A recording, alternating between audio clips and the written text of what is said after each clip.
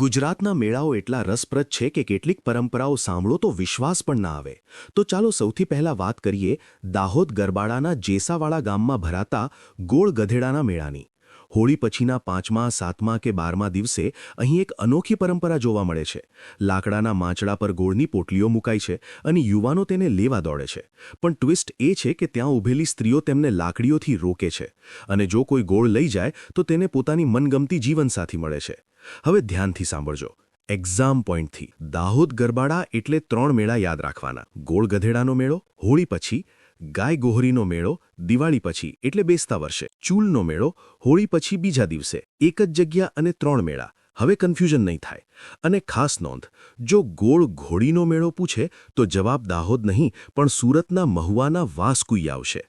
હવે ચાલો આગળ વધીએ સિદ્ધપુરના મેળા તરફ. પાટણના સિદ્ધપુરમાં સરસ્વતી નદીના કિનારે કાર્તિક પૂનમના દિવસે આ મેળો ભરાય છે. તેથી તેને કાંતિયોકનો મેળો પણ કહેવાય છે. અહીં શેરડીનો મોટા પાયે વેપાર થાય છે એટલે તેને શેરડીયો મેળો કહે છે. અને અહીં ઊંટની લેવેચ પણ ખૂબ થાય છે. આ એ જ સિદ્ધપુર જેને ગુજરાતની કાશી તરીકે પણ ઓળખવામાં આવે છે. અને ગુજરાતમાં એકમાત્ર ભગવાન કાર્તિકેયનું મંદિર પણ અહીં આવેલું છે, જે માત્ર કાર્તિકી પૂર્ણિમાના દિવસે જ ભક્તો માટે ખુલ્લું રહે છે. હવે વાત કરીએ વરણા મેળાની. પાટણના સમી તાલુકામાં આવેલ આઈ ખોડિયારના તીર્થધામમાં આ મેળો ભરાય છે. ઉત્તર ગુજરાતનો સૌથી મોટો અને ભાતીગળ લોકમેળો છે.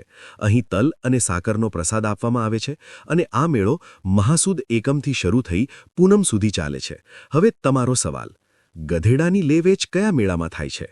હિન્ટ: તેનો જવાબ પાર્ટ 1માં છે. કમેન્ટમાં જવાબ જરૂર લખજો. આવી જ સરળ અને યાદ રહી જાય એવી માહિતી માટે ફોલો કરજો. પાર્ટ 3 જલ્દી આવી રહ્યું છે.